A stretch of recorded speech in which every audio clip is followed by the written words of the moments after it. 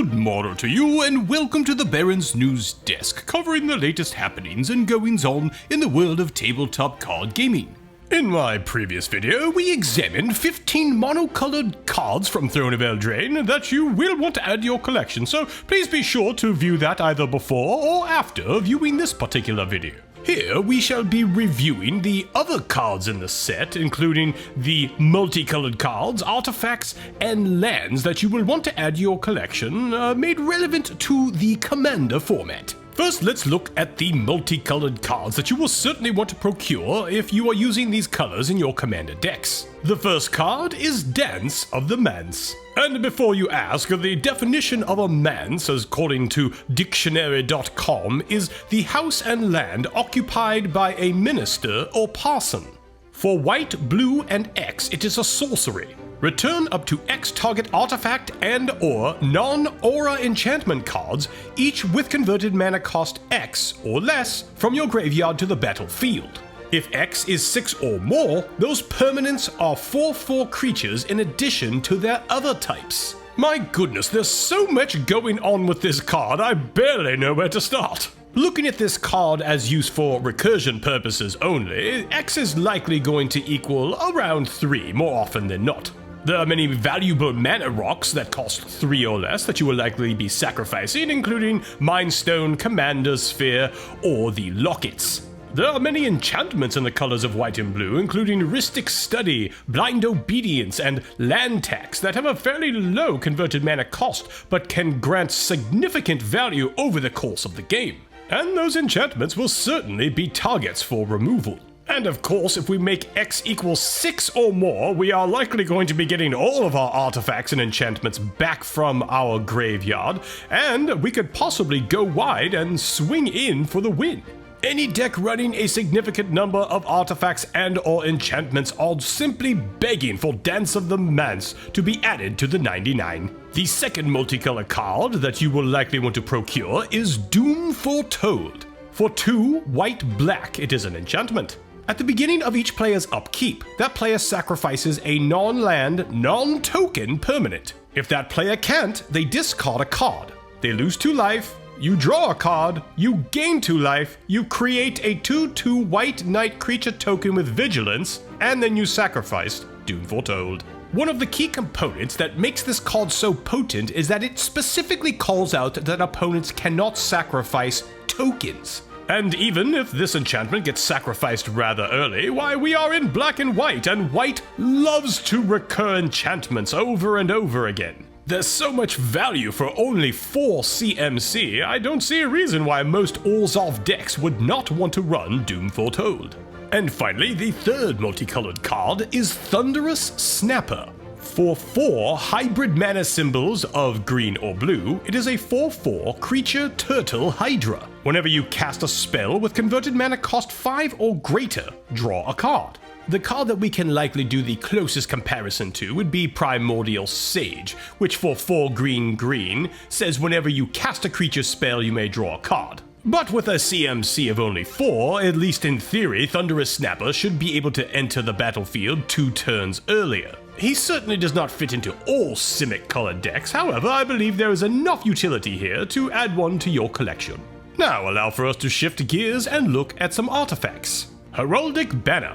For 3 generic mana, it is an artifact. As Heraldic Banner enters the battlefield, choose a color. Creatures you control of the chosen color get +1/+0. Tap to add 1 mana of the chosen color. The Anthem type cards, where their only function is to make other creatures stronger, are usually not that potent in and of themselves, but the fact that an Anthem is paired with some rather robust mana fixing, I can absolutely see some great potential in this card. The second artifact is Crashing Drawbridge. For 2 generic mana, it is a 0/4 artifact creature wall.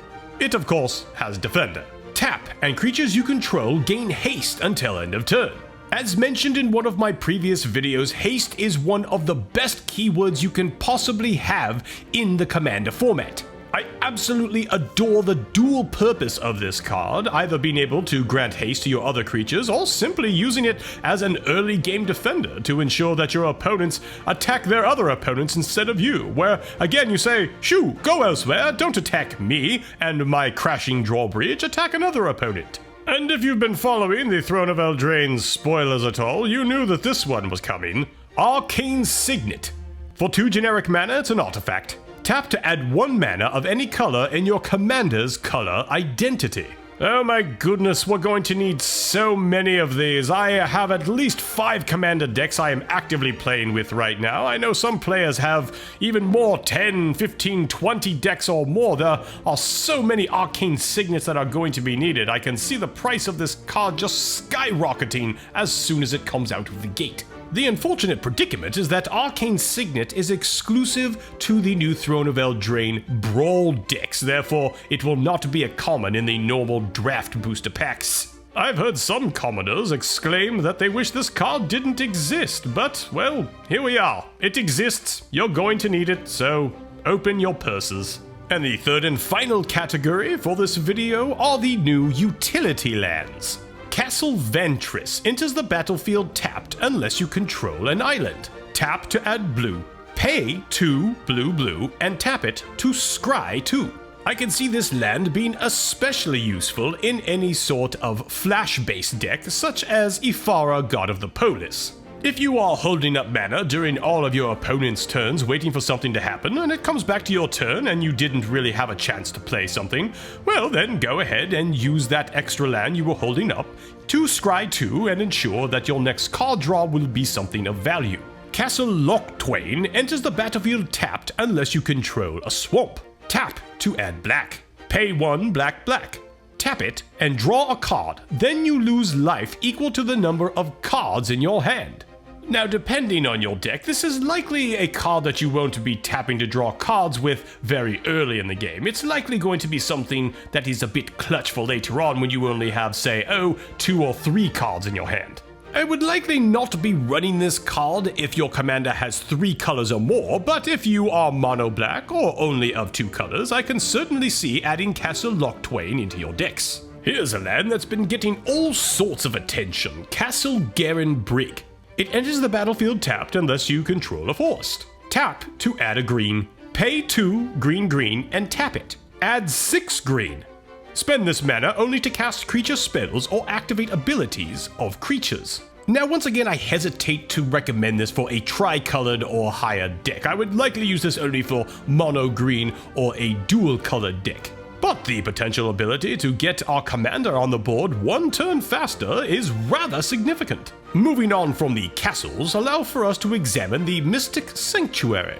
It is an island. Mystic Sanctuary enters the battlefield tapped unless you control 3 or more other islands. When Mystic Sanctuary enters the battlefield untapped, you may put target instant or sorcery card from your graveyard on the top of your library. Again, another land that usually begs to be played in the late game, considering that you need 3 islands on the board, but imagine getting back a card with miracles such as Entreat the Angels. This could be most potent indeed. Witch's Cottage is a swamp. Witch's Cottage enters the battlefield tapped unless you control 3 or more other swamps. When Witch's Cottage enters the battlefield untapped, you may put target creature card from your graveyard on top of your library. Unfortunately, I believe this land is not quite as powerful in its utility as, say, the Mystic Sanctuary. However, there are many extremely powerful mono-black decks that will have no problem getting this card out earlier in the game, and let us not forget Urborg, Tomb of Yawgmoth, which can certainly help to tip the scales and ensure we have those 3 swamps on the board. And finally, we have Fabled Passage. Tap and sacrifice Fabled Passage to search your library for a basic land card, put it into the battlefield tapped, then shuffle your library. Then, if you control 4 or more lands, untap that land.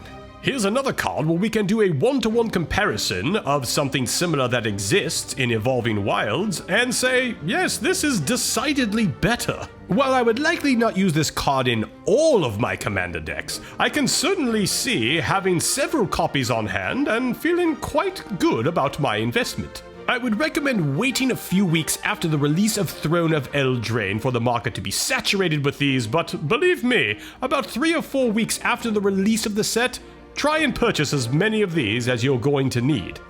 Be sure to like and subscribe, and view many of my entertaining and informative videos here on Aristocards. Until next time, cheers!